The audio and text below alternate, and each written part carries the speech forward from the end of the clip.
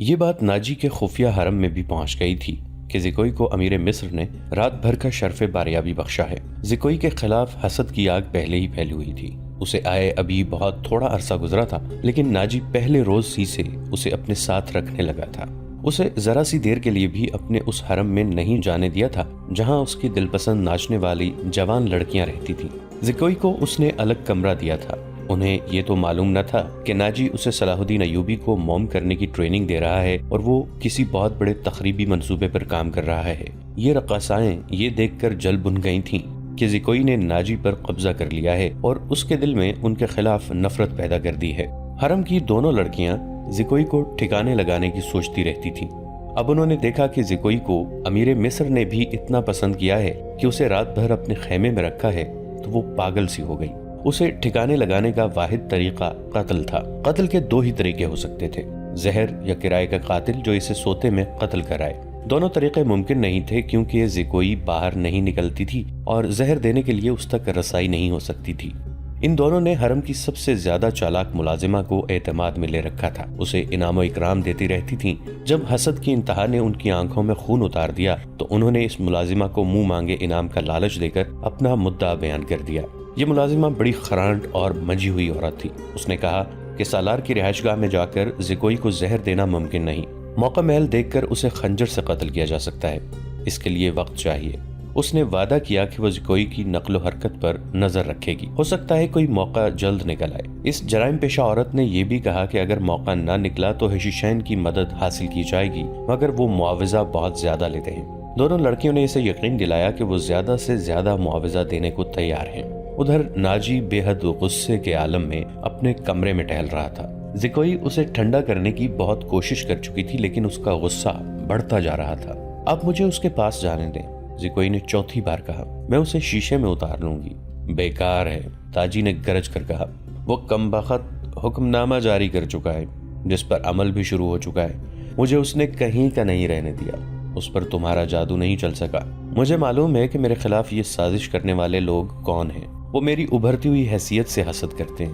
میں امیر مصر بننے والا تھا، میں نے یہاں کے حکمرانوں پر حکومت کی ہے، حالانکہ میں معمولی سا سالار تھا، اب میں سالار بھی نہیں رہا۔ اس نے دربان کو اندر بلا کر کہا کہ ادرش کو بلا لائے۔ اس کا ہمراز اور نائب ادرش آیا تو ناجی نے اس کے ساتھ بھی اسی موضوع پر بات کی۔ اسے وہ کوئی نئی خبر نہیں سنا رہا تھا۔ ادرش کے ساتھ وہ صلاح الدین ایوبی کے نئے حکم نامے پر تفصیلی تبادلہ خیال کر چکا تھا، مگر دونوں اس کے خلاف کوئی کارروائی سوچ نہیں سکے تھے۔ اب اس کے دماغ میں ایک کارروائی آ گئی تھی۔ اس نے ادرش سے کہا، میں نے جوابی کارروائی کی سوچ لی ہے۔ کیا؟ بغاوت، ناجی نے کہا۔ ادرش چپ چاپ اسے دیکھتا رہا۔ ناجی نے کہا، تم حیران ہو گئے ہو؟ کیا تمہیں شک ہے کہ یہ 50,000 سوڈانی فوج ہماری وفادار نہیں؟ کیا یہ صلاح الدین ایوبی کی نسبت مجھے اور تمہیں اپنا حاکم اور بئی خواہ نہیں سمجھتی؟ کیا تم اپنی فوج کو یہ کہہ کر بغاوت پر آمادہ نہیں کر سکتے کہ تمہیں مصریوں کا غلام بنایا جا رہا ہے اور مصر تمہارا ہے؟ ادرش نے گہری سانس لے کر کہا، میں نے اس اقدام پر غور نہیں کیا تھا۔ بغاوت کا انتظام ایک اشارے پر ہو سکتا ہے، لیکن مصر کی نئی فوج بغاوت کو دبا سکتی ہے اور اس فوج کو کمک بھی مل سکتی ہے۔ حکومت سے ٹکر لینے سے پہلے ہمیں ہر پہلو پر غور کر لینا چاہیے۔ میں غور کر چکا ہوں، ناجی نے جواب دیا۔ میں عیسائی بادشاہوں کو مدد کے لیے بلا رہا ہوں۔ تم 2 پیغمبر تیار کرو، انہیں بہت دور جانا ہے۔ آؤ میری باتیں غور سے سن لو۔ زکوئی، تم اپنے کمرے میں چلی جاؤ۔ زکوئی اپنے کمرے میں چلی گئی اور وہ دونوں ساری رات اپنے کمرے میں بیٹھے رہے۔ صلاح الدین ایوبی نے دونوں فوجوں کو مدغم کرنے کا وقت 7 روز مقرر کیا تھا۔ کاغذی کارروائی ہوتی رہی۔ ناجی پوری طرح تعاون کرتا رہا۔ 4 روز گزر چکے تھے۔ اس دوران ناجی ایک بار پھر صلاح الدین ایوبی سے ملا، لیکن اس نے کوئی شکایت نہ کی۔ تفصیلی رپورٹ دے کر صلاح الدین ایوبی کو مطمئن کر دیا کہ 7ویں روز دونوں فوجیں ایک ہو جائیں گی۔ صلاح الدین ایوبی کے نائبین نے بھی اسے یقین دلایا کہ ناجی دیانتداری سے تعاون کر رہا ہے، مگر علی بن سفیان کی رپورٹ کسی حد تک پریشان کن تھی۔ اس کی انٹیلیجنس سروس نے رپورٹ دی تھی کہ سوڈانی فوج کے سپاہیوں میں بے اطمینانی اور ابتری سی پائی جاتی ہے۔ وہ مصری فوج میں مدغم ہونے پر خوش نہیں۔ ان کے درمیان یہ افواہیں پھیلائی جا رہی تھیں کہ مصری فوج میں مدغم ہو کر ان کی حیثیت غلاموں کی سی ہو جائے گی، انہیں مال غنیمت بھی نہیں ملے گا اور ان سے بار برداری کا کام لیا جائے گا اور سب سے بڑی بات یہ کہ انہیں شراب نوشی کی اجازت نہیں ہوگی۔ علی بن سفیان نے یہ رپورٹیں صلاح الدین ایوبی تک پہنچا دی۔ ایوبی نے اس سے کہا کہ لوگ طویل مدت سے عیش کر رہے ہیں، انہیں نئی تبدیلی یقیناً پسند نہیں آئے گی۔ مجھے امید ہے کہ وہ نئے حالات اور ماحول کے عادی ہو جائیں گے۔ اس لڑکی سے ملاقات ہوئی یا نہیں؟ صلاح الدین ایوبی نے پوچھا۔ نہیں، علی نے جواب دیا، اس سے ملاقات ممکن نظر نہیں آتی، میرے آدمی ناکام ہو چکے ہیں، ناجی نے اسے قید کر رکھا ہے۔ اس سے اگلی رات کا واقعہ ہے۔ رات ابھی تاریک ہوئی تھی۔ زکوئی اپنے کمرے میں تھی، ناجی ادرش کے ساتھ اپنے کمرے میں تھا۔ اسے گھوڑوں کے قدموں کی آوازیں سنائی دیں۔ اس نے پردہ ہٹا کر دیکھا، باہر چراغوں کی روشنی میں اسے 2 گھوڑا سوار گھوڑوں سے اترتے دکھائی دیے۔ لباس سے وہ تاجر معلوم ہوتے تھے، لیکن وہ گھوڑوں سے اتر کر ناجی کے کمرے کی طرف چلے تو ان کی چال بتاتی تھی کہ یہ تاجر نہیں۔ اتنے میں ادرش باہر نکلا۔ دونوں سوار اسے دیکھ کر رک گئے۔ ادرش کو سپاہیوں کے انداز سے سلام کیا۔ ادرش نے ان کے گرد گھوم کر ان کے لباس کا جائزہ لیا، پھر ان سے کہا کہ ہتھیار دکھاؤ۔ دونوں نے پھرتی سے چگے کھولے اور ہتھیار دکھائے۔ ان کے پاس چھوٹی تلواریں اور ایک خنجر تھا۔ ادرش انہیں اندر لے گیا۔ دربان ایک طرف کھڑا تھا۔ زکوئی گہری سوچ میں کھو گئی۔ وہ کمرے سے نکلی اور ناجی کے کمرے کا رخ کیا، مگر دربان نے اسے دروازے پر روک لیا اور کہا کہ اسے حکم ملا ہے کہ کسی کو اندر نہ جانے دو۔ زکوئی کو وہاں ایسی حیثیت حاصل ہو گئی تھی کہ وہ کمانڈروں پر بھی حکم چلانے لگی تھی۔ دربان کے روکنے سے وہ سمجھ گئی کہ کوئی خاص بات ہے۔ اسے یاد آیا کہ 2 راتیں پہلے ناجی نے اس کی موجودگی میں ادرش سے کہا تھا، میں عیسائی بادشاہوں کو مدد کے لیے بلا رہا ہوں، تم 2 پیامبر تیار کرو، انہیں بہت دور جانا ہے۔ اور پھر اس نے زکوئی کو اپنے کمرے میں چلے جانے کو کہا تھا اور اس نے بغاوت کی باتیں بھی کی تھیں۔ یہ سب کچھ سوچ کر وہ اپنے کمرے میں واپس چلی گئی۔ اس کے اور ناجی کے خاص کمرے کے درمیان ایک دروازہ تھا جو دوسری طرف سے بند تھا۔ اس نے دروازے کے ساتھ کان لگا دیے۔ ادھر کی آوازیں دھیمی تھیں، اسے کوئی بات سمجھ نہ آئی۔ کچھ دیر بعد اسے ناجی کی بڑی صاف آواز سنائی دی۔ اس نے کہا، آبادیوں سے دور رہنا، اگر کوئی شک میں پکڑنے کی کوشش کرے تو سب سے پہلے یہ پیغام غائب کرنا، جان پر کھیل جانا، جو بھی راستے میں حائل ہو اسے ختم کر دینا۔ تمہارا سفر 4 دنوں کا ہے، 3 دنوں میں پہنچنے کی کوشش کرنا، سمت یاد کر لو، شمال مشرق۔ دونوں آدمی باہر نکلے، زکوئی بھی باہر آ گئی۔ اس نے دیکھا کہ وہ دونوں گھوڑوں پر سوار ہو رہے تھے۔ ناجی اور ادرش بھی باہر کھڑے تھے، سواروں کو الوداع کہنے لگے ہوں گے۔ سوار بہت تیزی سے روانہ ہو گئے۔ ناجی نے زکوئی کو دیکھا تو اسے بلا کر کہا، میں باہر جا رہا ہوں، کام بہت ہے، تم آرام کرو، اگر اکیلے دل نہ لگے تو حرم میں گھوم پھر آنا۔ ہاں، زکوئی نے کہا، جب سے آئی ہوں باہر نہیں نکلی۔ ناجی اور ادرش چلے گئے۔ زکوئی نے چوغا پہنا، کمر بند میں خنجر اڑسا اور حرم کی طرف چل پڑی۔ وہ جگہ چند 100 گز دور تھی۔ وہ ناجی پر یہ ظاہر کرنا چاہتی تھی کہ وہ حرم میں گئی تھی۔ دربان کو بھی اس نے یہی بتایا تھا۔ حرم میں داخل ہوئی تو وہاں کی رہنے والیوں نے اسے حیران ہو کر دیکھا۔ وہ پہلی دفعہ وہاں گئی تھی۔ سب نے اس کا استقبال احترام اور پیار سے کیا۔ ان 2 لڑکیوں نے بھی اسے خوش آمدید کہا جو اسے قتل کرانا چاہتی تھی۔ زکوئی سب سے ملی، ہر ایک کے ساتھ باتیں کی اور واپس چل پڑی۔ وہ خرانٹ ملازمہ بھی وہیں تھی جسے اس کے قتل کے لیے کہا گیا تھا۔ اس نے زکوئی کو بڑے غور سے دیکھا۔ زکوئی باہر نکل گئی۔ حرم والے مکان اور ناجی کی رہائش گاہ کا درمیانی علاقہ اونچا نیچا تھا اور ویران بھی۔ زکوئی حرم سے نکلی تو ناجی کی رہائش گاہ کی طرف جانے کی بجائے بہت تیز دوسری سمت چل پڑی۔ ادھر ایک پگڈنڈی بھی تھی، لیکن زکوئی اس سے ذرا دور ہٹ کر جا رہی تھی۔ اس سے 15-20 قدم پیچھے ایک سیاہ سایہ چلا جا رہا تھا۔ وہ کوئی انسان ہی ہو سکتا تھا، مگر سر سے پاؤں تک ایک لبادے میں لپٹا ہونے کی وجہ سے سیاہ بھوت لگتا تھا۔ زکوئی کی رفتار تیز ہوئی تو اس بھوت نے اپنی رفتار اس سے بھی تیز کر دی۔ آگے گھنی جھاڑیاں تھیں۔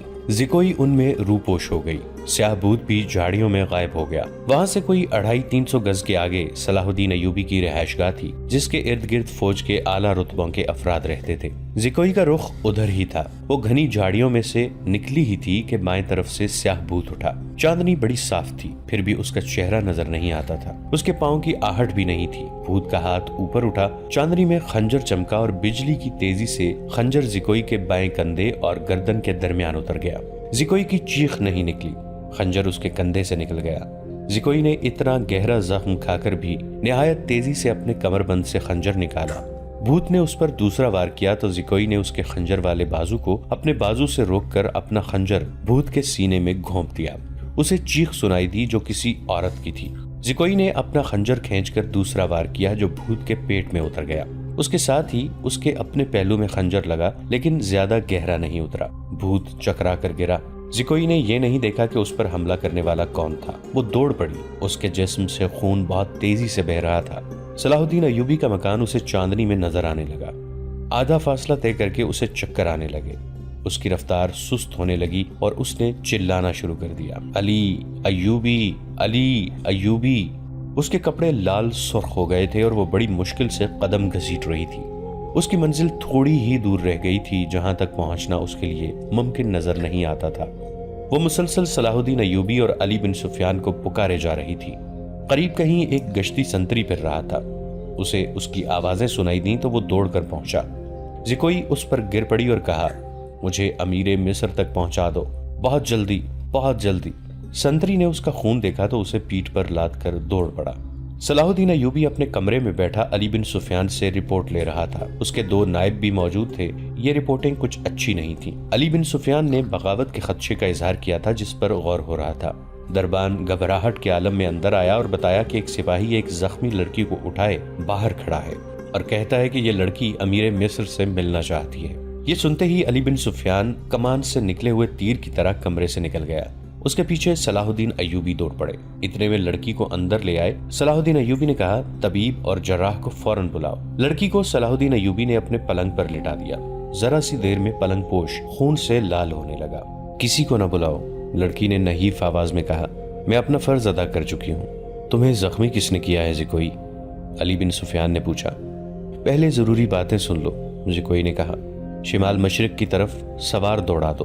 2 سوار جاتے نظر آئیں گے، دونوں کے چوغے بادامی رنگ کے ہیں۔ ایک کا گھوڑا بادامی اور دوسرے کا سیاہ ہے۔ وہ تاجر لگتے ہیں۔ ان کے پاس سالار ناجی کا تحریری پیغام ہے جو عیسائی بادشاہ فرینک کو بھیجا گیا ہے۔ ناجی کی یہ سوڈانی فوج بغاوت کرے گی، مجھے اور کچھ بھی معلوم نہیں۔ تمہاری سلطنت سخت خطرے میں ہے۔ ان 2 سواروں کو راستے میں پکڑ لو، تفصیل ان کے پاس ہے۔ بولتے بولتے زکوئی کو غشی آنے لگی۔ 2 طبیب آ گئے۔ انہوں نے زکوئی کا خون بند کرنے کی کوششیں شروع کر دیں۔ اس کے منہ میں دوائیاں ڈالیں جن کے اثر سے وہ بولنے کے قابل ہو گئی۔ وہ ضروری پیغام دے چکی تھی۔ اس کے بعد اس نے دوسری ساری باتیں سنائی، مثلاً ناجی نے ادرش کے ساتھ کیا باتیں کی تھیں، اسے کس طرح اپنے کمرے میں بھیج دیا گیا تھا، ناجی کا غصہ اور بھاگ دوڑ، دونوں سواروں کا آنا وغیرہ۔ پھر اس نے بتایا کہ اسے کچھ علم نہیں کہ اس پر حملہ کرنے والا کون تھا۔ وہ موقع موزوں دیکھ کر ادھر ہی رپورٹ دینے کے لیے آ رہی تھی کہ پیچھے سے کسی نے اسے خنجر گھونپ دیا۔ اس نے اپنا خنجر نکال کر حملہ آور پر حملہ کیا۔ حملہ آور کی چیخ بتاتی تھی کہ وہ کوئی عورت ہے۔ اس نے حملے کی جگہ بتائی۔ اسی وقت اسی جگہ آدمی دوڑا دیے گئے۔ زکوئی نے کہا تھا کہ وہ زندہ نہیں ہو سکتی۔ اس کے خنجر اس کے سینے اور پیٹ میں لگے تھے۔ خون رک نہیں رہا تھا، زیادہ تر خون تو پہلے ہی بہہ گیا تھا۔ زکوئی نے صلاح الدین ایوبی کا ہاتھ پکڑا اور چوم کر کہا، اللہ آپ کو اور آپ کی سلطنت کو سلامت رکھے، آپ شکست نہیں کھا سکتے۔ مجھ سے زیادہ کوئی نہیں بتا سکتا کہ صلاح الدین ایوبی کا ایمان کتنا پختہ ہے۔ پھر اس نے علی بن سفیان سے کہا، میں نے کوتاہی تو نہیں کی، آپ نے جو فرض مجھے سونپا تھا وہ میں نے پورا کر دیا ہے، تم نے اس سے زیادہ پورا کیا ہے۔ علی بن سفیان نے اسے کہا، میرے تو وہم و گمان میں بھی نہ تھا کہ ناجی اس حد تک خطرناک کارروائی کرے گا اور تمہیں جان کی قربانی دینی پڑے گی۔ میں نے تمہیں صرف مخبری کے لیے وہاں بھیجا تھا۔ کاش میں مسلمان ہوتی، زکوئی نے کہا۔ اس کے آنسو نکل آئے۔ اس نے کہا، میرے اس کام کا جو بھی معاوضہ دینا ہے وہ میرے اندھے باپ اور سدا بیمار ماں کو دے دینا۔ ان کی معذوریوں نے مجھے 12 سال کی عمر میں رقاصہ بنا دیا تھا۔ زکوئی کا سر ایک طرف ڈھلک گیا، آنکھیں اد کھلی رہیں اور ہونٹ اسی طرح نیم وا جیسے مسکرا رہی ہو۔ طبیب نے نبض پر ہاتھ رکھا اور صلاح الدین ایوبی کی طرف دیکھ کر سر ہلایا۔ زکوئی کی روح اس کے زخمی جسم سے آزاد ہو گئی تھی۔ صلاح الدین ایوبی نے کہا، یہ کسی بھی مذہب کی تھی، اسے پورے اعزاز کے ساتھ دفن کیا جائے۔ اس نے اسلام کے لیے جان قربان کی ہے، یہ ہمیں دھوکہ بھی دے سکتی تھی۔ دربان نے بتایا کہ باہر ایک عورت کی لاش آئی ہے۔ جا کر دیکھا وہ ایک ادھیڑ عمر کی عورت تھی، جائے وقوع سے 2 خنجر ملے تھے۔ اس عورت کو کوئی نہیں پہچانتا تھا۔ یہ ناجی کے حرم کی ملازمہ تھی جس نے انعام کے لالچ میں آ کر زکوئی پر قاتلانہ حملہ کیا تھا۔ رات کو ہی زکوئی کو فوجی اعزاز کے ساتھ دفن کر دیا گیا اور ملازمہ کی لاش گڑھا کھود کر دفنا دی گئی۔ دونوں کو خفیہ طریقے سے دفنایا گیا۔ انہیں جب دفنایا جا رہا تھا، صلاح الدین ایوبی نے نہایت اعلیٰ نسل کے 8 جوان گھوڑے منگوائے اور 8 سوار منتخب کر کے انہیں علی بن سفیان کی کمان میں ناجی کے ان آدمیوں کے پیچھے دوڑا دیا جو ناجی کا پیغام لے کے جا رہے تھے۔ زکوئی کون تھی؟ وہ مراکش کی ایک رقاصہ تھی۔ کسی کو بھی معلوم نہیں کہ اس کا مذہب کیا تھا۔ وہ مسلمان نہیں تھی، عیسائی بھی نہیں تھی۔ جیسا کہ کہا جا چکا ہے کہ علی بن سفیان صلاح الدین ایوبی کی انٹیلیجنس یعنی جاسوسی اور سراغ رسانی کا سربراہ تھا، اسے دوسروں کے راز معلوم کرنے کے لیے کئی ڈھنگ اختیار کرنا پڑتے تھے۔ صلاح الدین ایوبی اسے اپنے ساتھ مصر لایا تھا۔ یہاں آ کر معلوم ہوا کہ سوڈانی فوج کا سالار ناجی سازشی اور شیطان ہے۔ اس کے اندرون خانہ حالات معلوم کرنے کے لیے علی بن سفیان نے جاسوسوں کا جال بچھا دیا تھا۔ اسے راز کی ایک بات یہ معلوم ہوئی کہ ناجی حسن بن صباح کے فدائیوں کی طرح مخالفین کو حسین لڑکیوں اور حشیش سے پھانستا، اپنا گرویدہ بناتا یا مروا دیتا تھا۔ علی بن سفیان نے تلاش بسیار کے بعد کسی کی وساطت سے زکوئی کو مراکش سے حاصل کیا اور خود ہی بردہ فروش کا بہروپ دھار کر اسے ناجی کے ہاتھ بھیج دیا۔ اس لڑکی میں ایسا جادو تھا کہ ناجی اسے صلاح الدین ایوبی کو پھانسنے کے لیے استعمال کرنا چاہتا تھا، مگر خود ہی اس لڑکی کے دام میں پھنس گیا۔ پھنسا بھی ایسا کہ اس کے سامنے وہ اپنے نائب سالار کے ساتھ راز کی باتیں کرتا رہا۔ اس نے زکوئی کو جشن کی رات صلاح الدین ایوبی کے خیمے میں بھی بھیج دیا اور اپنی اس فتح پر بے حد مسرور تھا کہ صلاح الدین ایوبی کا اس نے بت توڑ دیا ہے۔ اب وہ اسی لڑکی کے ہاتھوں اسے شراب بھی پلا سکے گا اور پھر اسے اپنا مرید بنا لے گا۔ مگر اس کے فرشتوں کو بھی معلوم نہ ہو سکا کہ زکوئی صلاح الدین ایوبی ہی کی جاسوسہ تھی۔ وہ اسے خیمے میں رپورٹیں دیتی رہی اور صلاح الدین ایوبی سے ہدایات لیتی رہی تھی۔ اس کے خیمے سے نکل کر زکوئی دوسری طرف چلی گئی تھی، جہاں اسے منہ سر لپیٹے ایک آدمی ملا تھا۔ وہ آدمی علی بن سفیان تھا، جس نے اسے کچھ اور ہدایات دی تھی۔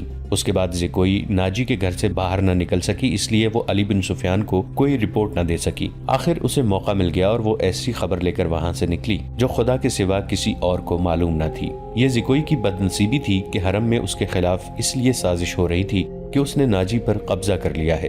یہ سازش کامیاب ہو گئی اور زکوئی قتل ہو گئی، لیکن وہ اطلاع پہنچانے تک زندہ رہی۔ اس کے مرنے سے کچھ عرصہ بعد وہ معاوضہ جو علی بن سفیان نے اس کے ساتھ طے کیا تھا، صلاح الدین ایوبی کی طرف سے انعام اور وہ رقم جو علی بن سفیان نے ناجی سے بردہ فروش کے بحث میں زکوئی کی قیمت کے طور پر وصول کی تھی، مراکش میں زکوئی کے معذور والدین کو ادا کر دی گئی۔ موت کی اس رات کے ستارے ٹوٹ گئے اور صبح طلوع ہوئی تو علی بن سفیان 8 سواروں کے ساتھ انتہائی رفتار سے شمال مشرق کی طرف جا رہا تھا۔ آبادیاں دور پیچھے رہ گئی تھیں۔ اسے معلوم تھا کہ فرینک کے ہیڈ کوارٹر تک پہنچنے کا راستہ کون سا ہے۔ رات انہوں نے گھوڑوں کو تھوڑی دیر آرام دیا تھا۔ یہ عربی گھوڑے تھکے ہوئے بھی تازہ دم لگتے تھے۔ دور افق پر کھجور کے چندے درختوں میں علی کو 2 گھوڑے جاتے نظر آئے۔ اس نے اپنی پارٹی کو رستہ بدلنے اور اوٹ میں ہونے کے لیے ٹیلوں کے ساتھ ساتھ ہو جانے کو کہا۔ وہ صحرا کا رازدان تھا، بھٹکنے کا اندیشہ نہ تھا۔ اس نے رفتار اور تیز کر دی۔ اگلے 2 سواروں اور ان کی پارٹی میں کم و بیش 4 میل کا فاصلہ تھا۔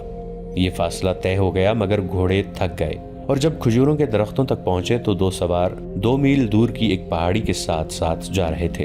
ان کے گھوڑے بھی شاید تھک گئے تھے۔ دونوں سوار اترے اور نظروں سے اوجھل ہو گئے۔ وہ پہاڑوں کی اوٹ میں بیٹھ گئے ہیں، علی بن سفیان نے کہا اور راستہ بدل دیا۔ فاصلہ کم ہوتا گیا اور جب فاصلہ چند 100 گز رہ گیا تو دونوں سوار اوٹ سے سامنے آئے۔ انہوں نے گھوڑوں کے سر پر دوڑنے کا شور سن لیا تھا۔ وہ دوڑ کر غائب ہو گئے۔ علی بن سفیان نے گھوڑے کو ایڑ لگائی۔ تھکے ہوئے گھوڑے نے وفاداری کا ثبوت دیا اور رفتار تیز کر دی۔ باقی گھوڑے بھی تیز ہو گئے۔ پہاڑی کے اندر گئے تو دونوں سوار وہاں سے جا چکے تھے مگر دور نہیں گئے تھے۔ وہ شاید گھبرا بھی گئے تھے۔ آگے ریتلی چٹانیں تھیں، انہیں راستہ نہیں مل رہا تھا۔ کبھی دائیں جاتے تو کبھی بائیں۔ ناظرین، آج کی قسط میں اتنا ہی۔ ہماری نئی ویڈیوز سے باخبر رہنے کے لیے ہمارے اس چینل کو سبسکرائب کر کے نیچے موجود بیل آئیکن کو ضرور پریس کیجیے گا۔ آپ سے ملاقات ہوگی نئی ویڈیو کے ساتھ۔ تب تک کے لیے ہمارا اور آپ کا اللہ نگہبان۔